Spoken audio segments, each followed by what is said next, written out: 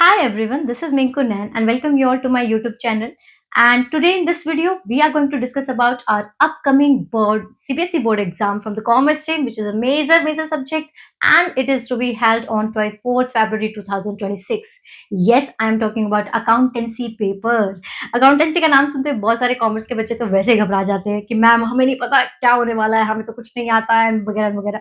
लेकिन हम उन चीज़ों के बारे में चलिए बात नहीं करेंगे, बल्कि मैं कहूँगी कि अगर आपको स्ट्रेस हो रहा है, अगर आपको टेंशन हो रहा है, तो it means you are on right track, क्योंकि टेंशन ना होना बोर्ड के एग्ज़ाम में ओके। स्टार्ट करते हैं हमारे पहले पॉइंट से। पहला पॉइंट क्या है? मैं read the question paper carefully. अब आप बोलोगे ma'am thank you so much, out of nowhere हम आपने ये पॉइंट हमारे सामने रख दिया और तो हम समझ गए कि हमें क्वेश्चंस को केयरफुली पढ़ना है। Being an invigilator in the examination hall ना, मैंने बहुत टाइम ऑब्जर्व किया है कि बच्चे रीडिंग टाइम को कैसे यूटिलाइज करते हैं। They are flipping the page. It is not going to help you because right now you are not actually having the pen and you are not being allowed to write anything over the answer script. So आपको वो time कैसे utilise करना है आपने। देखिए CBSE ने हमें पहले से ही ब्लूप्रिंट यहाँ दिया था। हमें पता है कि हमारे कौन से चैप्टर से क्या क्वेश्चन आने वाले हैं। हमें ये भी पता है कि पार्ट ए में ये चैप्टर आ रहे हैं, पार्ट बी में ये चैप्टर आ रहे हैं, ये क्वेश्चन आने वाले हैं, ये 16 यहाँ एमसीक्यू है, 4 एमसीक्यू है, सब कुछ पता है। ठीक है, कोई शॉकिंग चीज नहीं है हमें कि हमें पता होगा लास्ट क्वेश्चन हमारा कैश फ्लो स्टेटमेंट होता है। आपको क्या करना है, आपको क्वेश्चंस के लास्ट लाइन पे ध्यान देना है। लास्ट लाइन क्यों बोल रही हूँ, क्योंकि अगर क्या होता है, जैसे फॉर एग्जांपल मैं आपको एग्जांपल से समझाती हूँ, आपको ज्यादा बेटर क्लैरिटी होगी। कई बार मैंने ऐसा देखा कि आपका ना अकाउंटिंग फॉर पार्टनरशिप फर्म से क्वेश्चन आता है। ठीक है, क्वेश्चन आपसे पूछा जाता है कि भाई एडजस्टमेंट टेबल बनाइए, और बच्चे यहाँ profit and loss appropriation account बना के आते हैं। क्वेश्चन आता है कि करंट अकाउंट बनाइए, वो एडजस्टमेंट टेबल बना रहे होते हैं। ठीक है, क्वेश्चन आता है कि आपको यहाँ पे फिक्स कैपिटल अकाउंट बनाना है, उनको फिक्स वर्ड दिखाई नहीं दे रहा। एटलीस्ट अगर आप लास्ट लाइन पढ़ लेंगे ना, तो आपको ये क्लैरिटी हो जाएगी कि आप मुझे करना क्या है। ठीक है, अभी आप काम तो शुरू कर भी नहीं रहे हैं, तो आपने वहां टाइम सेव कर लिया। जब आप actually going to study the question paper, you actually going to attempt the question ना, वो टाइम आपका यहाँ सेव हो जाएगा कि आपको माइंड में क्लैरिटी है कि एक क्वेश्चन में ये चीज थी, और इतनी चीज आप याद रख सकते हो। ठीक है, अभी आपको नहीं याद रहेगा अगर आप रीड भी करने वाले हो कि ए के पास इतनी कैपिटल है, बी के पास उतनी कैपिटल है, ये याद थोड़ी रहने वाला है, ये बिल्कुल याद नहीं रहने वाला। तो point number 1 is very important, read the question carefully and utilize your time wisely. Second point है हमारा वर्किंग नोट। अब जब भी मैं वर्किंग नोट की बात करती हूँ ना, एक तो पता नहीं क्यों आधे बच्चों को लगता है कि working note is a rough space. वो इतना गंदे तरीके से वो कैलकुलेशंस लिखते हैं। आई एम टेलिंग यू, एग्जामिनर पे बहुत इन्फ्लुएंस पड़ता है आप जिस तरह से अपने कैलकुलेशंस को रिप्रेजेंट करते हो।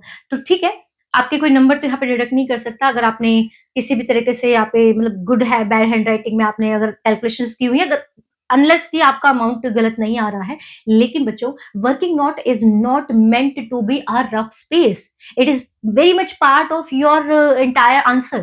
तो अगर आप वहां गड़बड़ कर रहे हैं, अगर आप वहां अच्छा नहीं लिख रहे हैं, तो don't expect your teacher to give you even half marks from there. ठीक है, अगर उसको समझ नहीं आया तो अगर आप 2 को 0 की तरह रिप्रेजेंट करोगे तो आपकी गलती है वो। ठीक है, तो ये चीज आपको बिल्कुल नहीं करनी है, गलती बिल्कुल अवॉइड करनी है कि आपने वर्किंग नोट को रफ स्पेस नहीं समझना है। अगर आपको फिर भी लगता है कि मैम मुझसे ना गलतियां होती हैं, तो you can use your pencil there. ठीक है, and erase it later on अगर आपको लगता है। ठीक है, थर्ड पॉइंट पे आते हैं हमारे पॉइंट नंबर 3 पे। सो पॉइंट नंबर 3 इज कि प्रपोर्शन क्या होता है। देखिए, आपको जो शीट मिलती है ना, वो लैंडस्केप फॉर्म में होती है। ठीक है, और मुझे बड़ा बुरा लगता है जब बच्चा अमाउंट कॉलम के लिए इतना स्पेस यूज कर रहा है और पर्टिकुलर्स के लिए भी इतना स्पेस यूज कर रहा है, यानी कि हाफ एंड हाफ पार्ट आपने यूज कर लिया अपने पेज का for particular amount. Right proportion आपका बहुत होना जरूरी है। ठीक है, तो अगर आपको पता है कि मेरा जो जर्नल एंट्री का एक स्टैंडर्ड होता है, एक कॉलम होता है, एक फॉर्मेट होता है जिसमें आप डेट लिखते हो, पर्टिकुलर्स लिखते हो, देन आप debit column and credit column, तो उसका प्रपोर्शन आप जरूर ध्यान रखिए। खासकर जब आप शेयर कैपिटल के क्वेश्चंस करते हो ना, तो वहां पर अगर आप ब्रैकेट में दिखा सकते हो कि how you are reaching to this amount. ठीक है, फॉर एग्जाम्पल आपको पता है कि बैंक हमारे शेयर कैपिटल की पहली ट्रांजेक्शन आती है bank account to share application account. तो वहां पे आप जब अमाउंट लिखते हो, तो हमें पता है कि अगर फॉर एग्जाम्पल हमने 50,000 इक्विटी शेयर्स को इशू किया, बट एप्लीकेशन हमारे पास आ गई 60 की, तो वी नो कि वहां पे हमें 60 से वो मल्टीप्लाई करके अमाउंट यहाँ निकाला होता है। तो आप वो ब्रैकेट में दिखा दीजिए, खासकर आपका जो 4 फीचर की एंट्री होती है। ठीक है, तो जितना आप वहां पे एक्सप्लेनेशन देंगे ना, उतना आपके लिए अच्छा होगा, और आपको कहीं और इधर उधर कैलकुलेशन करने की भी जरूरत नहीं पड़ेगी। वो टाइम आपका वेस्ट जो होता है ना, कि आप साइड में जाके लिख रहे हैं कि अच्छा इससे कैलकुलेशन ये आई है, and then you are writing in the debit column and the credit column, वो टाइम आप यहाँ पे बचा सकते हो, और आपके माइंड में भी क्लैरिटी रहती है कि आप कर क्या रहे हो। आई नो अभी तक ना बहुत सारे बच्चों ने अपना जो पेपर का पैटर्न है वो समझ ही लिया होगा, ठीक है? और मुझे पता है आपको पता होगा कि 6 मार्कर के क्वेश्चन कौन-कौन से आते हैं, 3 और 4 मार्कर में आपको किस तरह के क्वेश्चन मिलते हैं। बट स्टिल बच्चों आई एम टेलिंग यू अगर आपने पीवाईक्यूज़ को सॉल्व नहीं किया है and you will not get actually an idea कि किस टाइप के क्वेश्चन क्योंकि आप लोग अभी जो एग्ज़ाम देकर आ रहे होते हो वो अपने स्कूल बोर्ड्स होते हैं जो कि जिनको हम प्री बोर्ड्स बोलते हैं। कितना भी प्री बोर्ड आपने क्यों ना दिया हो, आप अगर पीवाईक्यूज़ को सॉल्व जब तक नहीं करोगे ना, आपको नहीं पता चलेगा कि सीबीएसई का क्वेश्चन पैटर्न क्या है। नो मैटर कई बार क्या होता है ना कि जो स्कूल टीचर्स होते हैं, वो आपको जब प्री बोर्ड एग्ज़ाम देते हैं, तो वो कोशिश करते हैं कि एक एक लेवल जो है कोशिश की जाती है हार्ड रखने की। मैं ये नहीं कह रही कि सीबीएसई का पेपर बहुत ईज़ी आता है, ऑफ कोर्स नॉट नहीं और लेकिन फिर भी थोड़ा-सा डिफरेंशिएट यहाँ पे होता है और एक टीचर की जो अपना पर्सनल जो उनका एक way of asking the question है, वो भी यहाँ पे मैटर कर जाता है। तो आपने उस चीज़ को सिर्फ़ ऐसा नहीं है कि उसको इग्नोर कर देना है, pre boards are very helpful for you and it really test your knowledge and it really evaluate कि आप कहाँ तक अभी पहुँचे हैं, आपको जज करने में हेल्प टीचर को। बट स्टिल पीवाईक्यू को जब तक आप नहीं सॉल्व करोगे और आई एम टेलिंग यू जितने भी आपके सेट्स हैं, अगर हर साल आपका सीबीएसई अकाउंटेंसी में जो है 7 सेट्स यहाँ पे देता है ऑल इंडिया, तो वो साथ के साथ अगर आप सेट सॉल्व करोगे, तब जाके आपको कहीं न कहीं पता लगेगा कि हाँ, इस ये टाइप का क्वेश्चन पूछा जाता है। जैसे मैं तो कई बार ना हम लोगों के साथ ये भी प्रॉब्लम होती है एज़ अ स्टूडेंट आप लोग ये फेस करते होंगे कि जब क्वेश्चन बहुत ईज़ी आता है ना, तो भी ऐसा लगता है कि शॉकिंग सा हो गया, अरे! इतना ईज़ी क्वेश्चन आ गया, ठीक है? तो उसके लिए भी आपको अपने आप को प्रिपेयर रखना है। नेक्स्ट पॉइंट हमारे पास आता है टाइम मैनेजमेंट। सी टाइम मैनेजमेंट की बात करूँ तो 3 घंटे हैं हमारे पास, 180 मिनट होती हैं 3 घंटे और कहीं न बहुत मुश्किल हो जाता है किसी के लिए भी ये तय कर पाना कि 3 मार्कर में आपको इतना टाइम लेना है, 4 मार्कर में हर क्योंकि हर बच्चे की यहाँ पे कैपेसिटी अलग होती है। तो ऐसे तो आप कोई फिक्स क्राइटेरिया नहीं दे पाओगे, बट कुछ ऐसा टाइम लिमिट मैं आपको ज़रूर बताऊँगी कि इस टाइम लिमिट को अगर आप क्रॉस कर रहे हो, तो फिर आपको उस क्वेश्चन को छोड़ देना ही बेहतर होगा, वो क्वेश्चन आपसे नहीं हो रहा है। आप प्लीज़ फोकस करिए उन ईज़ी क्वेश्चन्स पे जो आप अटेम्प्ट कर सकते हो। फॉर एग्ज़ाम्पल अगर आपको लगता है कि कोई भी 6 मार्कर क्वेश्चन आपका मोर देन 20 मिनट्स ले गया है, ठीक है? अगर 20 मिनट्स आपके पास वॉच रहती है या फिर एग्ज़ामिनेशन रूम में भी वहाँ पे भी आपको हॉल में वॉच मिलेंगी ज़रूर।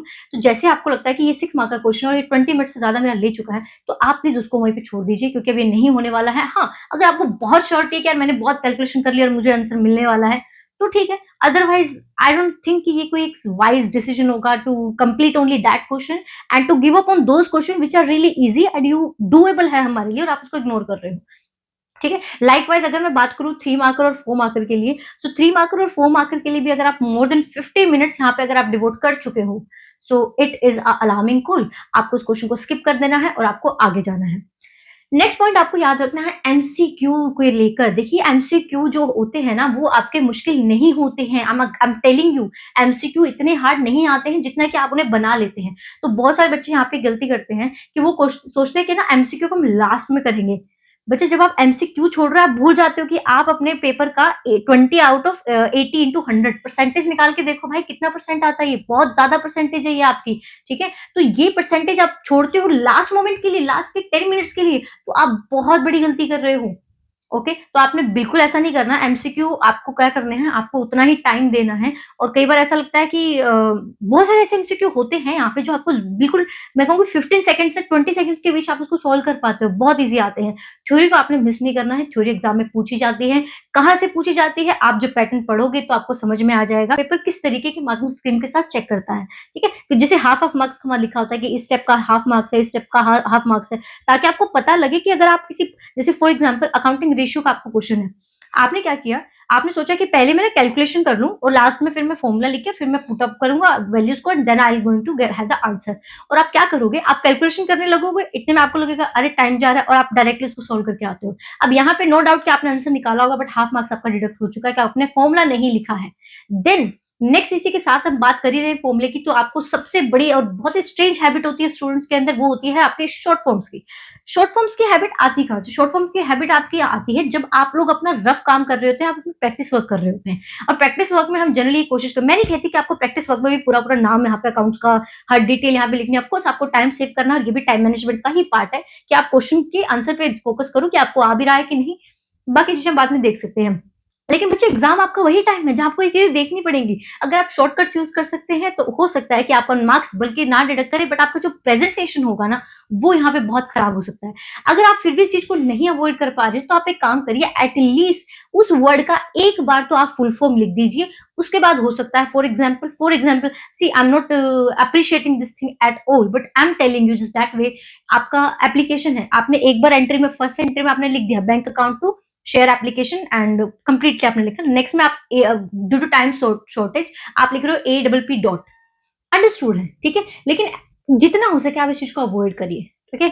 देन ये जो हाथों से आप लोगों को लाइन लगाने की आदत हो चुकी है, भई आप लोग मास्टर्स बन चुके हैं, हम समझते हैं टीचर्स भी, लेकिन कोशिश करिए 10-15 रुपए का आपका स्केल आता है, उसको लेने जाइएगा और उसको यूज़ करिएगा। अच्छा रहेगा, आपके पेपर की प्रेज़ेंटेशन खराब नहीं होगी और आपको भी अच्छा लगेगा पेपर को देखते हुए, टीचर को चेक करते हुए।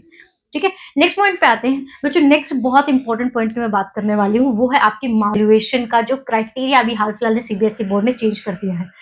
देखिए, इसके अपने प्रोस एंड कॉन्स रहेंगे एंड तो आपने एक चीज़ यहाँ पे ध्यान रखनी है कि अभी हार्ड कॉपी की बजाय एक सॉफ्ट कॉपी टीचर के पास आ रही है।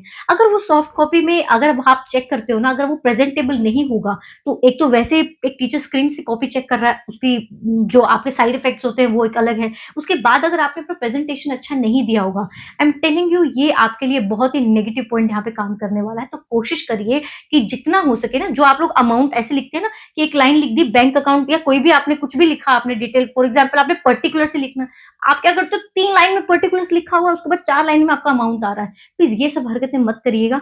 आपका एग्ज़ामिनर परेशान होता है और जितने एग्ज़ामिनर आपके परेशान होते हैं ना, उतना ही आपके यहाँ पे नेगेटिव आपके पॉइंट्स आप जा रहे होते हैं। ठीक है? तो कोशिश करिएगा आप साफ-सुथरा लिखें, अमाउंट्स को छोटा करके लिखें और ज़ीरोज़ में ना कॉमा ज़रूर डाला करिए। तो वो कहीं न कहीं आपका अंडरस्टूड होगा और गलती के चांसेस आपकी तरफ से भी बहुत कम होंगे और एग्ज़ामिनर के लिए समझना भी कन्वीनिएंट होगा। ठीक है? नेक्स्ट एक सवाल है जो मुझसे काफ़ी बच्चे पूछते हैं कि मैम हमारे पेपर को अटेम्प्ट करने का सीक्वेंस क्या होना चाहिए? एक राइट सीक्वेंस क्या होता है? क्या हमें सीबीएसई के गिवन क्वेश्चंस को ही फॉलो करना चाहिए जो कि आपका 1 टू 34 क्वेश्चन या 32 क्वेश्चन जो भी नंबर ऑफ क्वेश्चन है वो बनते हैं या फिर आपका हमें जो पहले आता है वो पहले कर लेना चाहिए? देखिए, इसके लिए सबसे अच्छा जवाब यही होगा कि अगर आपको पेपर आता है, आप कॉन्फिडेंट हैं कि मुझे मैं कर लूँगा या मैं कर लूँगी, तो बेस्ट होता है कि आप सीक्वेंस से चलिए, ठीक है? सेकंड ऑप्शन आपके पास क्या आता है, अगर आपको लगता है कि नहीं मुझे सारा पेपर शायद नहीं आता है, मुझे सारे क्वेश्चन्स नहीं आते हैं, तो कम से कम आप सेक्शन तो यहाँ चूज़ कर सकते हो, जैसे कि पार्ट ए आप कर रहे हो या पार्ट बी कर रहे हो, तो वो भी एक सीक्वेंस एक तरीका आपका हो सकता है। कई ऐसे एग्ज़ाम भी होते हैं जिनमें पार्ट ए, बी, सी रहता है, तो आप उठा लीजिए उस तरीके से क्वेश्चन। या फिर आप कैसे कर सकते हो कि आपने पहले 3 मार्कर सॉल्व कर दिए, फिर आपने 4 मार्कर सॉल्व कर दिए, फिर आपने 6 मार्कर कर दिया, लास्ट में आपने एमसीक्यू किया है।